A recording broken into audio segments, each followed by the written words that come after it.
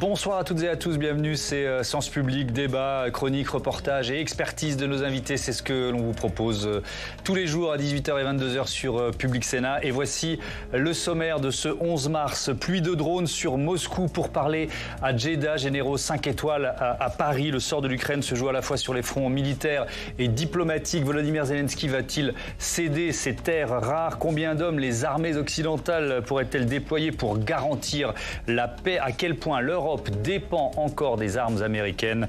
Les questions sont nombreuses, on y répond juste après ces titres.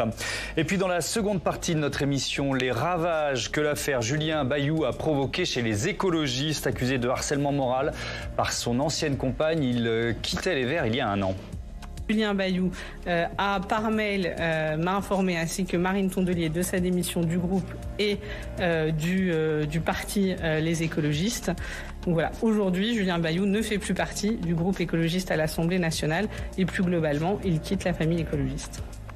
Aujourd'hui, le député de Paris, innocenté par la justice et les enquêtes internes, demande des excuses que le parti ne veut pas lui offrir. Est-ce une cabale politique? Quel rôle joue Sandrine Rousseau dans ce front anti-Bayou? La secrétaire nationale, Marine Tondelier, est-elle fragilisée par ce dossier à moins de 2 mois du congrès du parti? Ne ratez pas notre débat sur ce thème, ce sera dans 3 quarts d'heure. Mais d'abord, donc, la guerre en Ukraine qui continue. Chaque camp avance ses pions pour arriver le plus fort possible à la table des négociations. Jonathan Dupriez. En Arabie Saoudite, les grandes manœuvres diplomatiques sont lancées. Après l'altercation du bureau ovale fin février, les responsables américains et ukrainiens reprennent le chemin des négociations. Kiev se dit prêt à tout pour obtenir la paix et plaide pour un cessez-le-feu partiel avec la Russie. Une idée jugée prometteuse par le secrétaire d'État américain, de quoi donner un peu d'optimisme au président ukrainien. Aujourd'hui encore, nous avons préparé avec précision la réunion de nos équipes en Arabie Saoudite avec les États-Unis.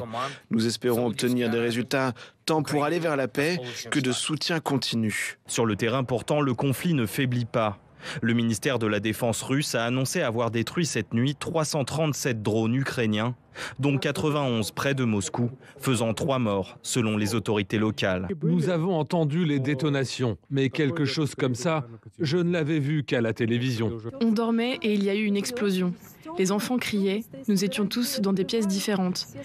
J'ai sursauté et j'ai vu qu'il y avait des morceaux de verre ici. Pour les Ukrainiens, cette attaque massive doit permettre de maintenir un rapport de force avec Moscou. La plus grande attaque de drones de l'histoire a été menée contre Moscou et sa région. Le raid de drones qui a duré toute la nuit et toute la matinée est un signal supplémentaire adressé à Poutine pour lui signifier que la trêve aérienne est quelque chose qui devrait l'intéresser. Après plus de 3 ans de conflit armé et la suspension de l'aide militaire américaine, l'Ukraine est à la peine sur le front. La Russie a de nouveau revendiqué des avancées et repris du terrain dans la région de Koursk, dont une petite partie est tenue par Kiev depuis l'offensive de l'été 2024.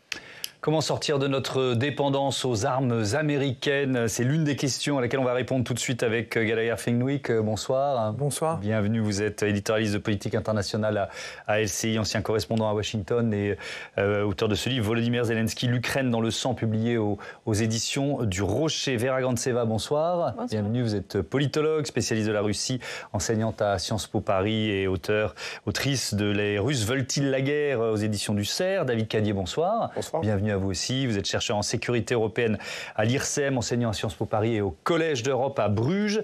Et Sophie Dravinel, éditorialiste politique. Bonsoir Sophie, bienvenue à vous. Regard tourné aujourd'hui notamment vers la capitale saoudienne, rencontre du négociateur ukrainien, chef de l'administration présidentielle avec une délégation américaine. Hier, c'était le prince héritier saoudien Mohamed Ben Salman qui accueillait Volodymyr Zelensky à Jeddah. Gallagher Fenwick, qu'est-ce qui se discute là en ce moment? Et évidemment, c'est peut-être difficile de répondre à la question parce qu'il y a toute une partie qui va peut-être rester beaucoup plus secrète que l'échange auquel on a assisté au bureau ovale il y a une dizaine de jours. Mais qu'est-ce qui se décide? Les conditions d'un cessez-le-feu? En fait, oui, c'est essentiellement cela, avec des choses très concrètes qui sont posées sur la table par les Ukrainiens, à savoir notamment des demandes de trêve dans les airs, en mer, des choses qui soient mesurables et qui d'ailleurs avaient été proposées par les diplomaties françaises et britanniques. Mais outre ces choses-là, il y a à la fois la forme, l'ambiance et l'immense inconfort dans lequel cette délégation ukrainienne se trouve. Parce que sur le terrain militaire, on va sans doute en parler, la situation elle est compliquée, mais elle l'est plus encore sur le terrain diplomatique où l'Ukraine est, au travers de cette médiation, toujours confrontée à l'ogre russe, mais avec un arbitre, en l'occurrence les États-Unis, qui semble n'être pas neutre dans cette histoire. Et en cela, de trahir le rôle qu'on est censé leur prêter, à savoir celui d'intermédiaire qui permettrait d'éventuelles convergences ou de parvenir justement à un cessez-le-feu qui serait une première étape avant d'atteindre une paix juste et durable, comme dit Volodymyr Zelensky. Vera Grantseva, qu'est-ce qui s'est passé depuis le bureau ovale? À quel point Volodymyr Zelensky a dû donner des gages à l'administration Trump pour retrouver finalement des émissaires ukrainiens et américains autour de la même table? C'est sûr qu'il y avait des négociations après cette altercation qui a eu tant de échos dans le monde entier, parce qu'effectivement ça a attiré l'attention du monde entier.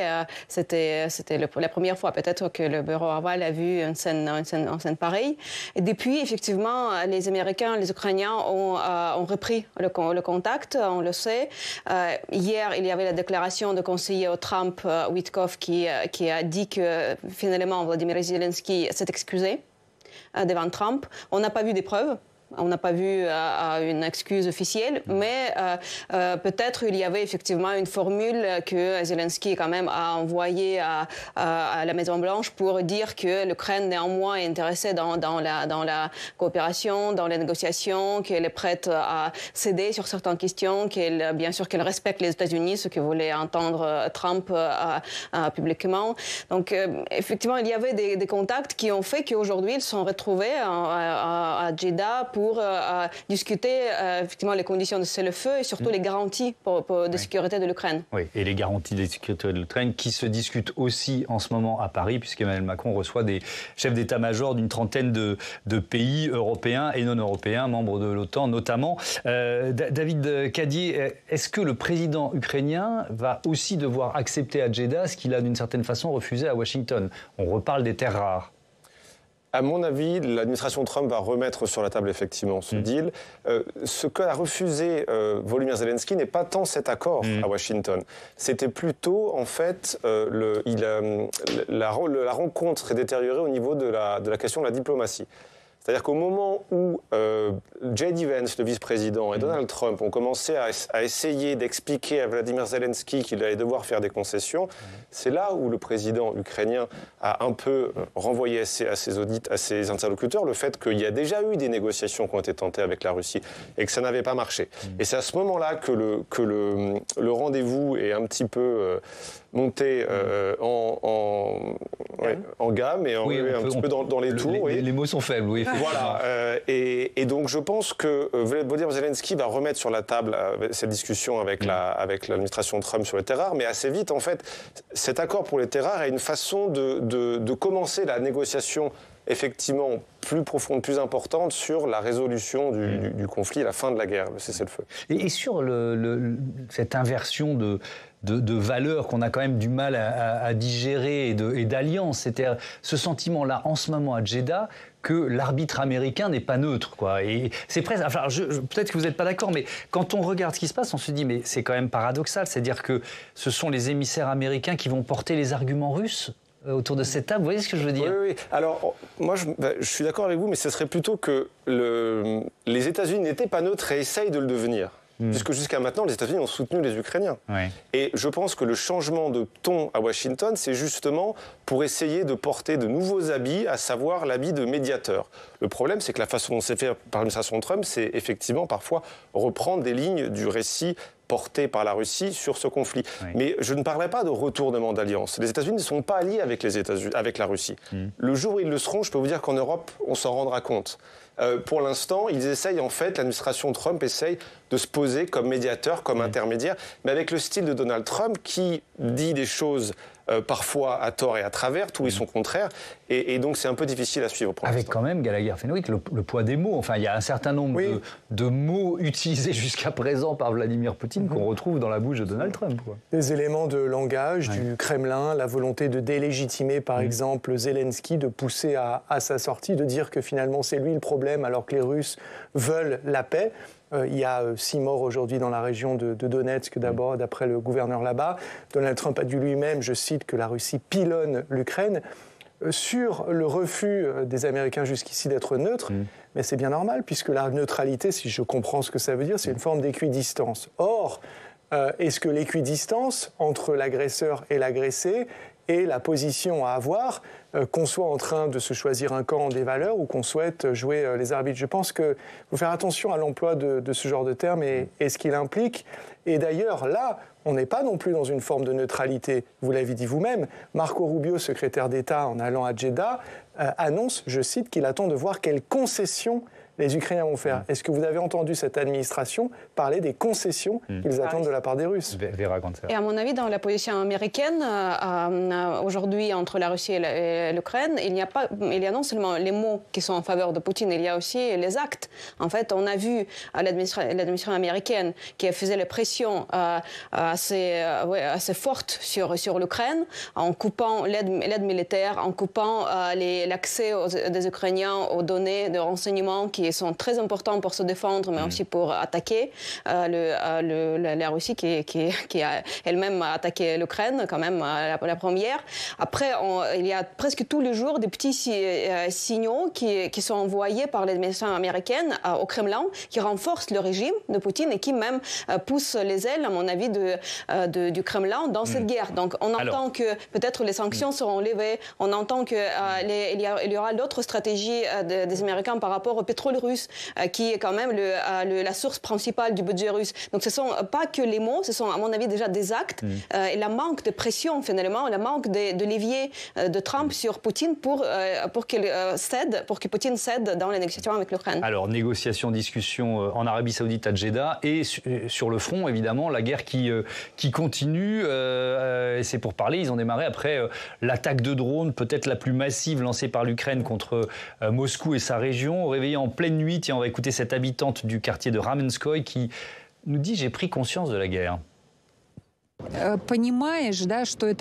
Nous savions qu'il y avait une guerre, mais nous ne nous en rendions pas vraiment compte. Maintenant, elle est à nos portes. Oui, nous tissions des filets, nous collections de l'aide humanitaire, nous accompagnions des combattants là-bas, mais nous ne nous rendions toujours pas compte. Maintenant, elle est là. David Cadier, il y a eu beaucoup d'attaques de drones depuis 3 ans. On a même dit sur ce plateau parfois que c'était un peu la guerre des drones qui se déroulait sur le sol ukrainien. En quoi celle-ci se différencie, ou pas d'ailleurs, peut-être des précédentes? Il faut évidemment lier cette attaque à la dynamique des négociations en cours. Les Ukrainiens subissent l'agression russe et ne veulent pas malgré tout aborder ces négociations en position de faiblesse. Les drones, c'était la façon de porter la guerre sur le territoire russe. C'était la seule façon pour les Ukrainiens, mis à part l'incursion de Koursk.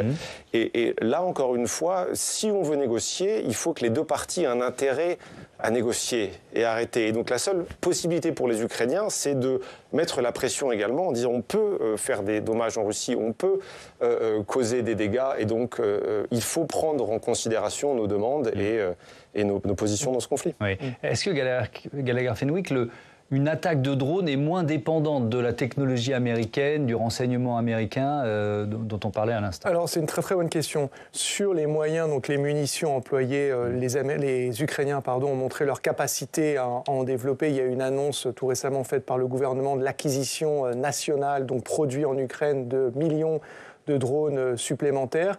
Ils ont démontré effectivement leur autonomie et leur indépendance. Est-ce qu'elle est complète dans la munition, c'est-à-dire est-ce qu'il n'y a aucun élément américain? C'est difficile à dire, voire peut-être peu probable. Mais toujours est-il que, et ça c'est pleinement assumé par l'état-major ukrainien, qu'il soit politique ou militaire, qui ont parlé à la mi-journée en disant c'est un signal que nous envoyons à Vladimir Poutine qu'il a également intérêt à ce qu'il y ait une trêve, notamment dans les airs, parce que nous sommes capables de toucher sa capitale. Donc c'est un signal qui est très très fort, mais qui est délicat. La parole qu'on attend, pour commenter cet événement, qui est l'attaque de drone la plus massive depuis le début de la guerre, qui touche Moscou, Koursk, Belgorod, Ryazan, Voronezh, c'est celle de Donald Trump. Quel commentaire va-t-il faire à l'endroit des Ukrainiens sur cet événement? Et David Cadier, je ne sais pas si vous pouvez répondre à la question, mais à quel point l'armée ukrainienne peut réitérer ce type d'attaque? Ou est-ce que, voilà, ils ont tapé très fort là en se disant on revient à une table de négociation, il faut montrer notre force, quoi. C'est une des attaques les plus importantes. C'est quand même difficile de reproduire systématiquement ce genre d'attaque. Oui.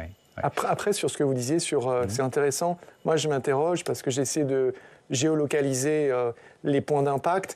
Il y a des parkings, il y a de l'infrastructure qui paraît civile. Est-ce que c'est volontaire de la part des Ukrainiens ou est-ce que c'est précisément du fait de la suspension du partage de renseignements qu'il y a un manque de précision? Est-ce qu'on sait que jusqu'ici, afin de maintenir une posture morale, les cibles ont été de l'infrastructure potentiellement à double usage, par exemple les raffineries qui peuvent servir les forts de guerre ou des usines de production justement qui sont liées à l'industrie de l'armement. Or là, on voit des choses qui peuvent paraître fortes symboliquement, Moscou la capitale, mais peut-être moins ajustées au sens militaire du terme. Alors il y a un autre territoire qui est stratégiquement mais surtout symboliquement important évidemment, c'est le territoire en Russie, autour de Koursk, vers Grantseva, où là, les Russes annoncent avoir repris une douzaine de villages, 100 km². Qu'est-ce qu'on sait de cette offensive ou contre-offensive russe ? On sait effectivement que depuis quelques semaines, le Kremlin mettait tous les moyens dans la région de Koursk pour effectivement avancer, pour repousser au plus long, voire repousser entièrement les Ukrainiens de cette région, parce que c'est un grand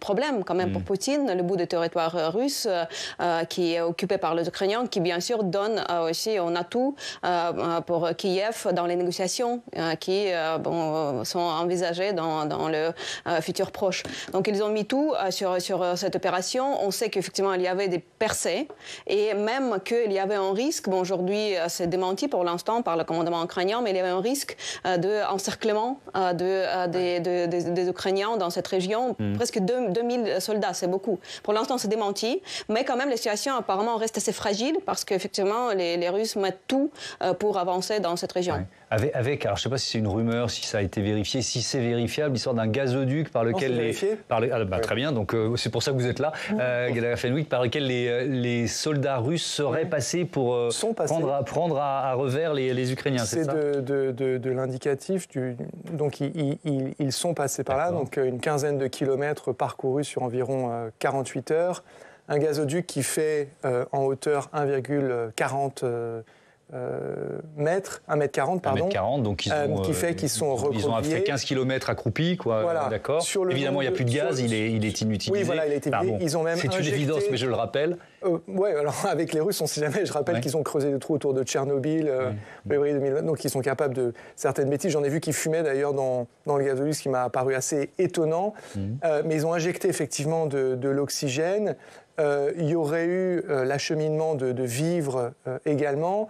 Après les 2 jours nécessaires, il y a eu un temps d'attente avant que le signal ne soit donné pour qu'ils sortent afin d'essayer de prendre à revers les troupes ukrainiennes. Là où il y a une incertitude, c'est combien étaient-ils et à quel point la manœuvre a été efficace, puisque les Ukrainiens ont posté des images de soldats russes sortant du gazoduc. C'est comme ça qu'on peut affirmer qu'effectivement ça s'est produit. Les Russes eux-mêmes se sont filmés et ont diffusé les images et les ont commentées. Si vous avez un système de surveillance ukrainien qui a capté la sortie des soldats, ça veut dire que quelque part les Ukrainiens les ont vus. En revanche, on est toujours sur la question du partage de renseignements. Est-ce que les Ukrainiens auraient pu être prévenus plus en amont ou détecter ça plus en amont sans les indiscrétions dont ils ont bénéficié via Telegram, des 1000 blogueurs russes ou autres?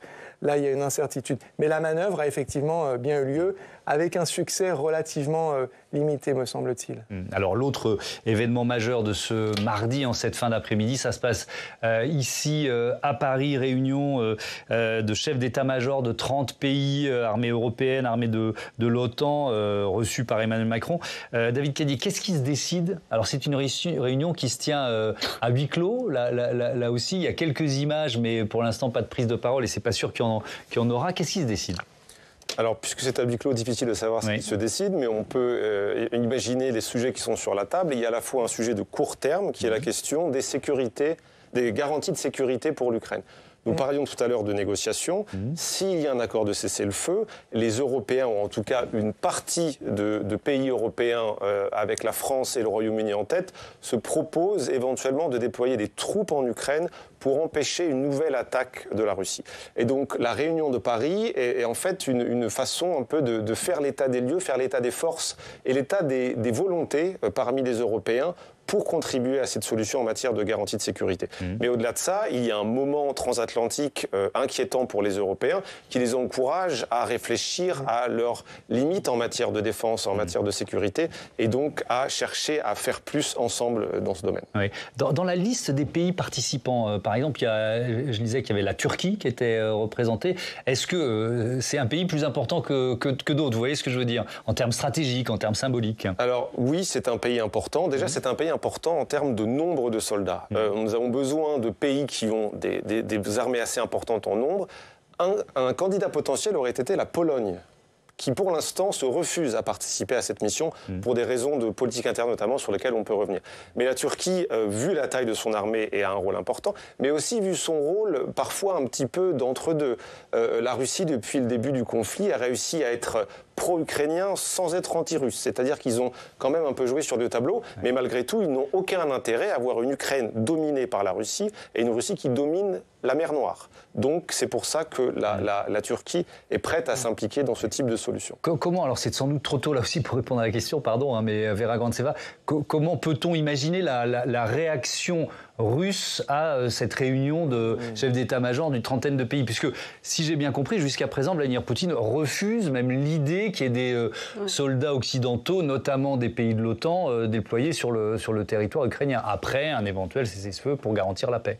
Bien sûr que tous les efforts qui sont produits par l'Europe sont toujours minimisés par la propagande russe et par les dirigeants russes, et inclus Lavrov, Poutine. Donc tout ce qui est l'Europe, c'est faible, c'est petit, c'est incapable d'agir ensemble à cause de toutes les procédures très compliquées de l'Union européenne.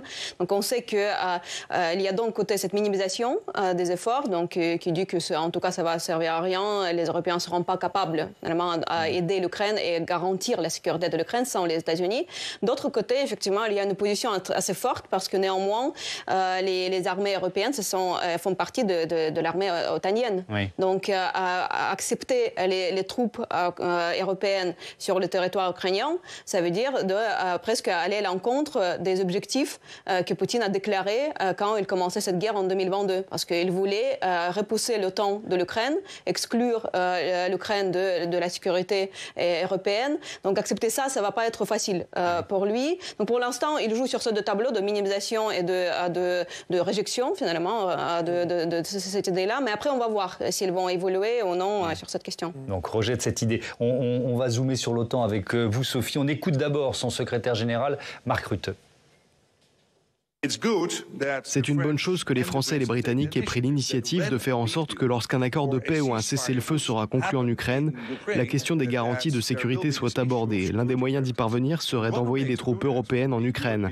Mais il pourrait y avoir d'autres moyens. Je pense que le président Trump a raison de dire qu'avant de maintenir la paix, il faut d'abord avoir la paix. Et la paix n'est pas encore là. Sophie, vous nous parlez de la défausse des États-Unis. Absolument. Le prochain sommet de l'OTAN se déroulera du 24 au 26 juin prochain au World Forum de La Haye, aux Pays-Bas. La cuisine est lancée, mais pour le moment, ce sont des fumées d'inquiétude qui se dégagent, au moins chez les Européens. Dotée de 32 membres depuis l'accueil de la Suède en 2024, l'OTAN est entrée dans une zone grise, sinon rouge, depuis l'élection de Donald Trump aux États-Unis. Les membres de l'Alliance ont en effet les yeux rivés sur un article clé, un article clé de voûte, en réalité, c'est l'article 5. Alors, on va détailler, que dit cet article? Eh bien, il prévoit une assistance mutuelle en cas d'agression. Le traité de l'Atlantique Nord de 1949 prévoyait une défense collective face à la menace d'alors, les volontés hégémoniques de l'Union soviétique. On s'en souvient. Il précise qu'une attaque armée contre l'une ou plusieurs parties survenant en Europe ou en Amérique du Nord sera considérée comme une attaque dirigée contre toutes les parties. En conséquence, chaque État devra prendre sa part, militaire ou humaine, ou autres pour rétablir la sécurité, ou assurer la sécurité. Le choix de décréter l'article 5 revient aux pays attaqués en concertation avec les autres. Ce n'est donc pas automatique. Il est bon de rappeler que l'Alliance comporte 3 puissances nucléaires, la France, la Grande-Bretagne et les États-Unis. Cet article 5 a-t-il déjà été invoqué? Eh bien, une fois oui, au lendemain des attentats du 11 septembre 2001. Il a été à l'origine d'ailleurs de la plus grande opération de l'OTAN, celle conduite en Afghanistan à partir d'octobre 2001. Ce sera peut-être le seul usage de cet article 5, on l'ignore, mais le 6 mars dernier, Donald Trump a mis en cause le soutien respectif des membres de l'Alliance avec ces mots: si les États-Unis avaient des problèmes et que nous les appelions, pensez-vous qu'ils vont venir nous protéger? Ils sont censés le faire, je n'en suis pas si sûre. Nous allons nous débrouiller au sein de l'Europe ou dans un OTAN remanié, considère un peu bravache mais bien forcé les chefs d'état-major rassemblés ce mercredi, ce mardi et ce mercredi aussi à Paris. L'article 5 n'est pas le seul, Thomas, il est vrai dans son genre. Il existe pour l'Union européenne un article similaire dans le traité de Lisbonne. C'est l'article 42.7. Alors on va évidemment se concentrer à la fois sur le fonctionnement de l'OTAN, sur son avenir et puis sur notre dépendance aux armes américaines. D'abord une question, elle ne sort pas de nulle part parce qu'avant l'adresse à la nation de Donald Trump devant le Congrès, on se posait la question, est-ce qu'il ne pourrait pas annoncer une sortie de l'OTAN? Est-ce que ça fait partie du champ des possibles ou pas? Ça fait évidemment partie du champ des possibles. Elon Musk, il y a 48 heures, vous savez qu'il a été mis à la tête d'une sorte de simili-ministère qui est un département de l'efficacité gouvernementale, a sur son réseau social écrit noir sur blanc, il faut sortir de l'OTAN, ça coûte trop d'argent. Elon Musk, ça n'est pas n'importe qui. On dit de lui qu'il est le coprésident désormais des États-Unis. Et par on, j'entends la presse qui essaye de le situer dans l'orbite de Donald Trump et où est-ce qu'il se situe dans cette hiérarchie. C'est effectivement une possibilité et c'est précisément, entre autres, pour cela que cette trentaine de chefs d'état-major sont ici même à Paris. Ils discutent bien évidemment du dossier ukrainien, c'est le postulat dont vous partiez, mais ils sont surtout là pour discuter de la sécurité ici même. En Europe, de ce côté-ci. Emmanuel Macron a affirmé dans son discours à la nation que la menace vient de l'Est. Et maintenant qu'il y a un doute, votre question le démontre, sur l'attache des Américains à cet article 5 et à la sécurité de l'Europe, eh bien, il y a effectivement un immense point d'interrogation qui remet en cause le véritable poids de cet article 5 qui est intimement lié à la fois que nous avons et que nos adversaires potentiels ont également dans notre, j'allais dire, fidélité à l'esprit de cet article. Ça a été très bien expliqué, qui n'a pas de caractère automatique et où chacun, face à la menace, entreprend ce qu'il, je cite, juge nécessaire. En revanche, l'article 42.7, et c'est intéressant, celui-là, donc là, de la Charte européenne, il est bien plus contraignant, celui-là, que l'article 5. Vera, Grandseva. Je voulais dire que peut-être il n'y a pas de besoin que Trump annonce la sortie de l'OTAN. Ce qu'il fait déjà par rapport à l'OTAN, toutes les menaces, ça déjà suffit pour finalement briser l'idée de l'OTAN comme de facto comme une alliance qui n'existe plus. Parce que si les États-Unis déjà déclarent qu'ils ne vont pas venir au secours aux pays qui ne paient pas assez, qui ne contribuent pas à l'OTAN, mais en fait, les pays qui regardent autour, les pays extérieurs, ils se disent mais l'OTAN, ça n'existe plus parce que les États-Unis, en fait, déjà, ne vont pas s'engager pour aider les petits pays comme Pays-Baltes, comme la Pologne. Justement, j'allais vous poser la question. Ça veut dire que les pays de l'Est de l'Europe, qui sont potentiellement en première ligne si la Russie continue ses velléités hégémoniques, ils disent ça, ils sentent que l'OTAN est dévitalisée. C'est ça, et je crois que Gallagher a plus... Je sors d'un entretien avec de très hauts responsables, notamment de l'Estonie, qui m'ont dit deux choses. D'abord, qu'il y a un vrai doute, mais on ne renonce pas, je cite, du jour au lendemain à une appartenance à l'OTAN. C'est pas, on débranche un tuyau de Washington et on le rebranche sur Bruxelles, ça ne fonctionne pas comme ça. Donc, il y a cette idée d'une double assurance-vie, c'est-à-dire cette idée de... garder un peu l'assurance-vie américaine, mais renforcer l'assurance-vie européenne. L'autre sentiment, c'est une immense gratitude, et ça m'a été dit de manière explicite, et je reproduis à peu près le verbatim, par rapport à la proposition d'Emmanuel Macron, c'est-à-dire cette idée d'une extension qui n'est pas nouvelle, mais qui a été réitérée de la dissuasion française. Je peux vous dire que les Baltes ont énormément apprécié ces propos. Maintenant, ces choses-là, deux choses doivent être discutées, mais aussi matérialisées. Et ça, c'est une toute autre affaire. Sophie, et ensuite je vous redonne la parole. Un tout petit point là-dessus, justement, pour redire à nos auditeurs qu'effectivement, si la France peut déployer un bout de parapluie nucléaire, il n'est quand même pas comparable à ce que les États-Unis pouvaient apporter en matière de solidité de doctrine et de solidité de défense, de dissuasion nucléaire. On ne va pas comparer les États-Unis et la France, même s'il y a quand même c'est un peu comme avec l'article 5 versus le 42.7, c'est-à-dire qu'il y a à la fois l'acier, les Américains évidemment ont 6000 ogives, nous pratiquons la stricte suffisance, donc nous avons à peu près 300 ogives. Oui, ça, 300-400. Ce qui ne veut pas forcément dire, 300, ce qui ne veut pas forcément dire que nous n'avons pas la capacité de couvrir de manière crédible. Entendu. Mais c'est-à-dire que c'est quand même beaucoup moins solide et que les Britanniques, eux, sont liés dans leur défense nucléaire aux États-Unis. Oui. Et que donc, on est quand même dans quelque chose de beaucoup plus fragile. Et que Allez, encore un mot et ensuite je reviens vers David Cadier.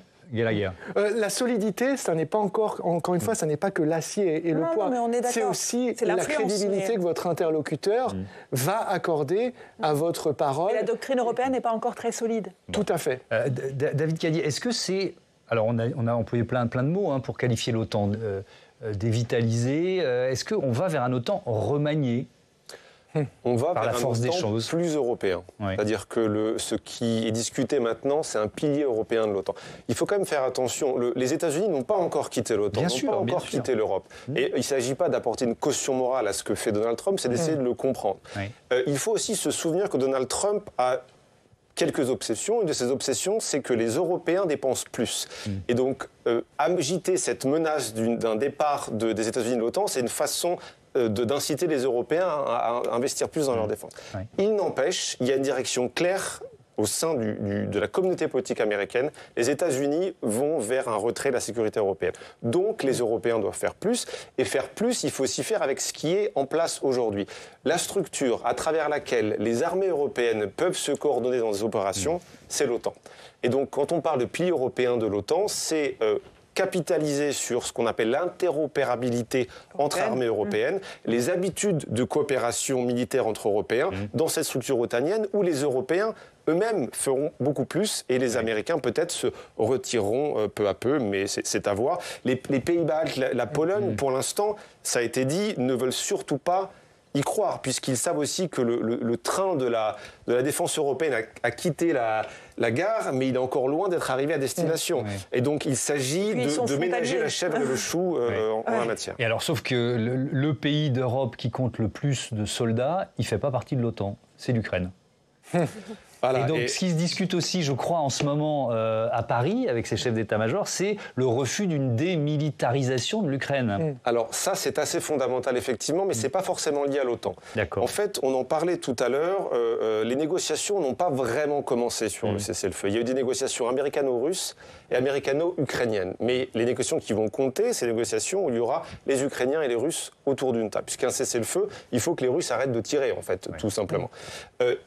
Dans ces négociations américano-russes, les Russes ont fait mention d'un accord cadre qui avait commencé à être négocié par les Ukrainiens et les Russes en avril et mai 2022. Et cet accord dit d'Istanbul comprenait une partie importante qui demandait à ce que l'armée ukrainienne soit limitée en nombre et en matériel.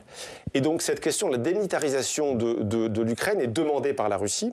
Et inquiète beaucoup les Européens, puisque, comme l'a dit ce matin le ministre de la Défense, Sébastien Lecornu, l'armée ukrainienne est la première ligne de défense de l'Ukraine et donc la première ligne de défense de l'Europe. Et on ne sait pas encore ce que les Américains diront sur cette question de réduire ou de limiter la force armée ukrainienne. Alors, on continue de parler de notre dépendance aux armes américaines. C'est vrai que ce retournement d'alliance, ou en tout cas cette alliance fragilisée entre la France et les pays européens, ça oblige, un point positif, ça oblige l'Europe à se réveiller et à prendre en main sa défense. On écoute la présidente de la Commission européenne, Ursula von der Leyen. Le temps des illusions est révolu. L'Europe est appelée à prendre en charge sa propre défense de manière plus importante, non pas dans un avenir lointain, mais dès aujourd'hui. Non pas avec des pas successifs, mais avec le courage que la situation exige. Nous avons besoin d'une montée en puissance de la défense européenne et nous en avons besoin maintenant.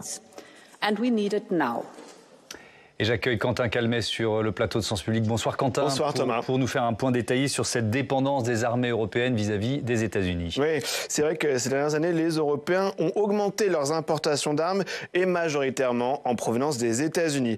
Un centre de recherche stratégique à Stockholm a publié de nouveaux chiffres ce lundi. Sur la période 2020-2024, les importations d'armes par les États européens membres de l'OTAN ont bondi de 105%. Ils ont donc été multipliés par 2 par rapport à 2015-2019, reflétant le réarmement général en Europe en réponse à la menace de la Russie. C'est ce que relève le CIPRI, ce centre de recherche suédois. Les États-Unis qui captent désormais 64% de ces ventes, nettement plus que sur la période précédente où c'était 52%, Thomas. Problème effectivement, les armes ainsi achetées peuvent faire l'objet d'une forme de contrôle de la part de l'administration américaine. C'est même ce qu'a dit le Premier ministre François Bayrou la semaine dernière aux questions d'actualité du gouvernement au Sénat. Écoutez. L'autonomie stratégique n'est pas acquise, car il existe une disposition du droit américain qui fait que des équipements, des armes acquises auprès des États-Unis ne peuvent pas être déclenchés s'il y a un veto des États-Unis. Or, les 2/3 des armements au sein de l'Union européenne sont acquis auprès des États-Unis. Voilà, les 2/3 des armes sont acquis auprès des États-Unis, c'est ce que je vous disais, 64%, ça rejoint les chiffres du CIPRI. Et certains de ces équipements militaires américains seraient inutilisables en cas d'opposition de l'administration Trump, c'est ça? C'est effectivement l'analyse de nombreux experts qu'on peut lire en ce moment dans la presse. Pour commencer, parlons du chasseur F-35, fabriqué par l'américain Lockheed Martin. Il y a au total 10 armées européennes qui l'utilisent ou qui sont en cours d'achat de ce chasseur. L'Allemagne en a commandé 35, la Belgique 34, le Danemark 27, l'Italie 90 appareils. La Roumanie a signé une commande de 32 appareils, 6 milliards d'euros. Thomas, c'était en novembre dernier. Plusieurs sources, que ce soit dans l'armée française ou chez les industriels, comme par exemple Airbus, affirment que ces avions, ils pourraient être cloués au sol, faute de mise à jour logicielle, si les États-Unis le décidaient. D'autres équipements sont sous influence américaine. Les systèmes de défense Patriot nécessitent un approvisionnement constant en missiles américains pour fonctionner. Et quant aux lance-roquettes HIMARS, largement utilisé par l'OTAN, repose sur des coordonnées GPS militaires. On voit des images d'ici d'un entraînement de l'OTAN. Eh bien, ces HIMARS, ils utilisent les coordonnées GPS militaires fournies par les États-Unis, qui pourraient donc refuser de les transmettre en cas de désaccord politique. C'est donc tout l'enjeu pour les Européens. Si 25 firmes d'armement européennes sont bien dans les 100 plus importantes au monde, ce sont bien 5 entreprises américaines qui trustent le haut du classement. Les 5 premières, ce sont 5 entreprises américaines. Exactement. Merci beaucoup, Quentin, pour toutes ces informations. David Cadier, sur les F-35, on l'a déjà évoqué sur ce plateau, mais là, on a ce sentiment d'une Europe dépendante des F-35 pour sa défense aérienne. À quel point on peut affirmer ça aujourd'hui? Oui, c'est pas simplement dans les airs, effectivement, ça a été dit. Les achats de matériel depuis 2022, je crois que c'est à hauteur de 70% des armes américaines. Et donc, l'autonomie stratégique européenne, c'est investir dans les budgets de défense, mais c'est effectivement avoir la capacité d'agir seul. Et si nous dépendons de systèmes d'armement qui nécessitent effectivement un feu vert des États-Unis, ce n'est pas de l'autonomie stratégique. Oui, effectivement. Est-ce que c'est vrai aussi des F-16 de l'armée ukrainienne, Vera Grantseva? Parce que là, Donald Trump, il a suspendu l'aide américaine. L'aide américaine, les livraisons d'armes se sont arrêtées, vraiment les trains se sont arrêtés sur le territoire polonais. Il y a la question du renseignement notamment des satellites. Est-ce que les F-16 fonctionnent aussi bien? Vous voyez ce que je veux dire? Je ne sais pas si vous avez la réponse à la question. Je ne suis pas tout à fait spécialiste militaire, peut-être mon collègue peut compléter ça, mais d'après ce que je sais, l'Ukraine achetait auprès des pays européens quand même, qui ont été faits à la commande de ces pays-là et qui avaient spécificité par rapport aux avions américains. Donc, à mon avis, ici, quand même, l'Ukraine a plus de contrôle, mais on n'a pas trop vu que ces avions-là ont joué beaucoup de rôle pour l'instant sur le terrain. Donc, peut-être c'est pas si important que ça, mais peut-être mon collègue peut compléter si... Non, bon, je vais avancer, parce qu'il y a une question derrière ça, c'est à quel point la suspension de l'aide américaine affaiblit l'armée ukrainienne, vraiment, parce que j'ai entendu qu'il y avait des réserves en munitions, mais bon, voilà, si le renseignement n'est plus là, est-ce que l'armée ukrainienne est un peu sourde ou aveugle. Vous voyez ce que je veux dire, Gallagher Fenwick? Complètement, et elle l'est, et vous utilisez les bons termes, parce que le renseignement permet deux choses. Il permet un ciblage le plus précis possible quand vous êtes en mode offensif, et c'est aussi votre capacité d'anticipation quand vous êtes en mode défensif. C'est-à-dire que le renseignement permet de voir les avions décoller, les munitions partir, les manœuvres prendre forme, et donc vous permet de mieux réagir. Et pareillement, quand vous allez cibler, vous allez être, de toute évidence, bien plus efficace si vous avez des yeux, des oreilles, de l'électromagnétique qui vous permet de détecter à des kilomètres et des kilomètres de distance. Donc on disait des Ukrainiens qu'ils se battaient avec une main dans le dos